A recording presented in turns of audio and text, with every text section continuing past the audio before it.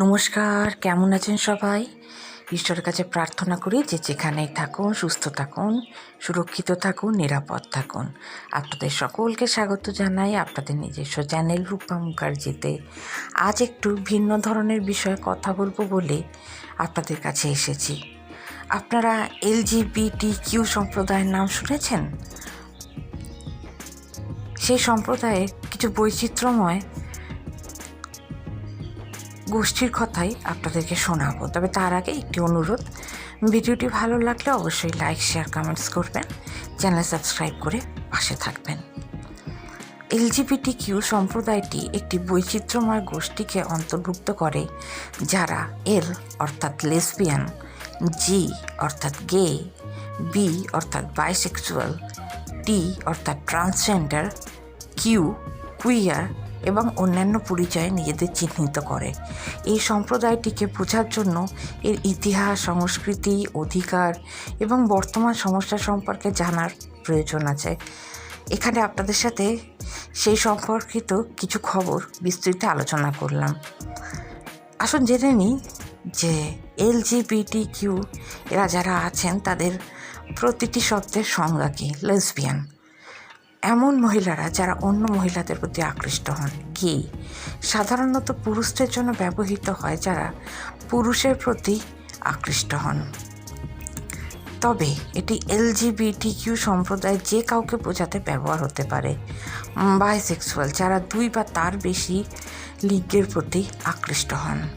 Transgender, যারা জন্মের সময় নির্ধারিত একটি পরিচয়ের সাথে জন্মান এবং পরবর্তীকালে তাদের লিঙ্গ পরিচয় ভিন্ন হয়ে যায়।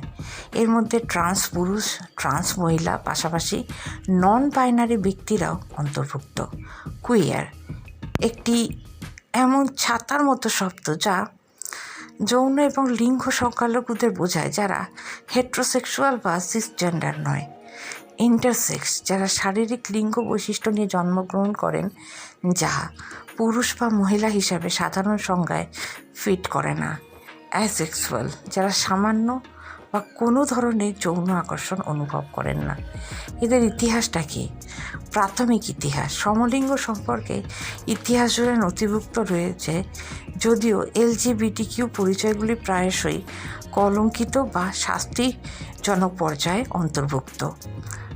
বিংশ শতাব্দী, আধুনিক LGBTQ অধিকার আন্দোলন বিংশ শতাব্দীর শুরুতে শুরু হয়। দ্বিতীয় বিশ্বযুদ্ধের পরে এটি গতি পায়।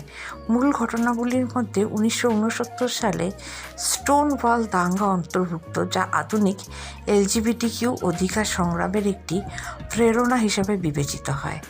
এইডস মহামারী, 1980-র দশকে HIV/AIDS গে সম্প্রদায়কে অসমভাবে প্রভাবিত করে, যা স্বাস্থ্যসেবা এবং অধিকার কেন্দ্রিক আন্দোলনের দিকে তাদের নিয়ে যায়।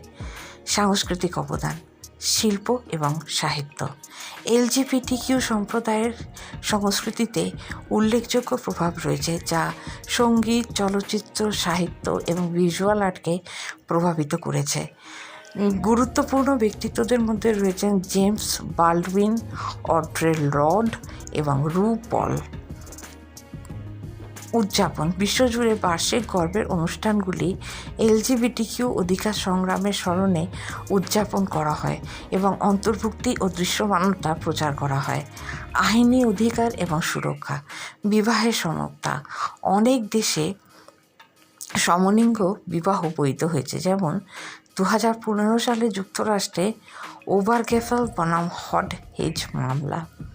বৈষম্য বিরোধী আইন,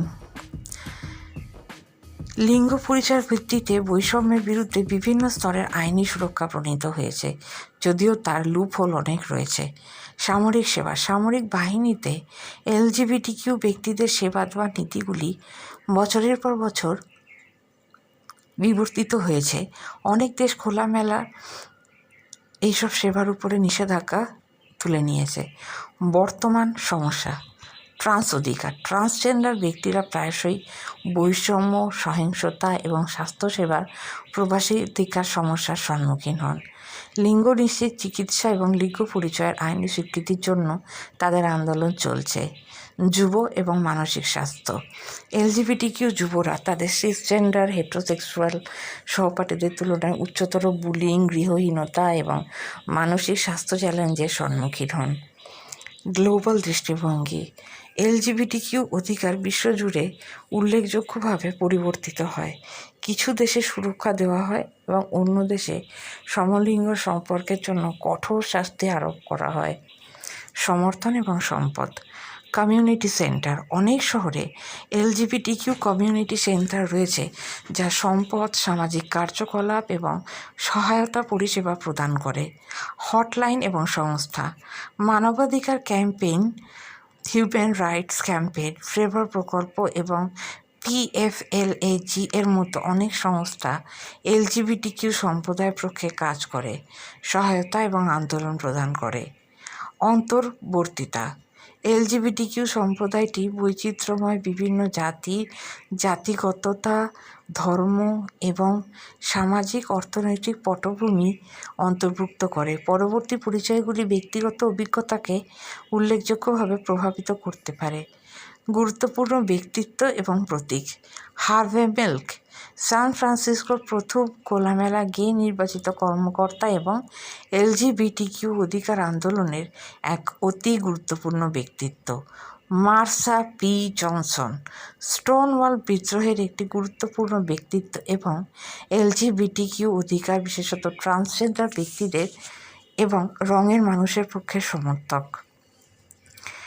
এত কিছু শোনার পর আপনারা নিশ্চয়ই ভাবছেন যে বর্তমানে যেসব গে ও lesbian movie, web series, serial হচ্ছে, তাদের থেকে হয়তো প্রভাবিত হয়ে আমি এই পর্বটি আজকে আপনাদের সামনে তুলে নিয়ে আসছি, কিন্তু তা নয়।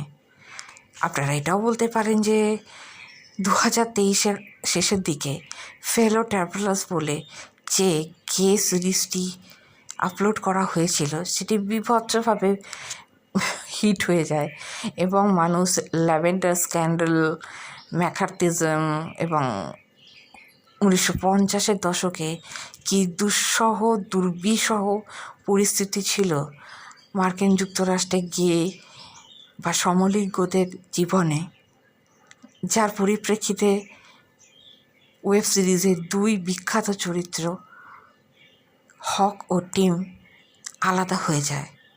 হয়তো সেই ঘটনাও আমাকে প্রভাবিত করেছে, কিন্তু না, আমি দীর্ঘ সময় ধরেই এনাদের কথা সকলের সামনে আনতে চেয়েছিলাম। ব্যক্তিগত কোনো স্বার্থের এখানে ব্যাপার নেই, শুধুমাত্র সবাইকে সত্যিটার কিছু অংশ যদি দেখানো যায় সেই চেষ্টাই আমি করেছি। সবশেষে বলতে পারি, এলজিবিটিকিউ সম্প্রদায়টি জটিল এবং ক্রমাগত বিকশিত হচ্ছে, যা স্থিতিস্থাপকতা, আন্দোলন এবং সাংস্কৃতিক সমৃদ্ধির দ্বারা চিহ্নিত। এই সম্প্রদায়টিকে বোঝার জন্য এর ইতিহাস, মুখোমুখি হওয়া চ্যালেঞ্জগুলি এবং এর সদস্যদের উজ্জ্বল অবদানগুলির স্বীকৃতি দেওয়া খুব প্রয়োজন। কেমন লাগলো আজকের এই টপিক অবশ্যই আমাকে জানাবেন। আপনাদের কমেন্টস আমাকে সবসময় উৎসাহিত করে। আজকে তবে এই পর্যন্তই। ধন্যবাদ, নমস্কার।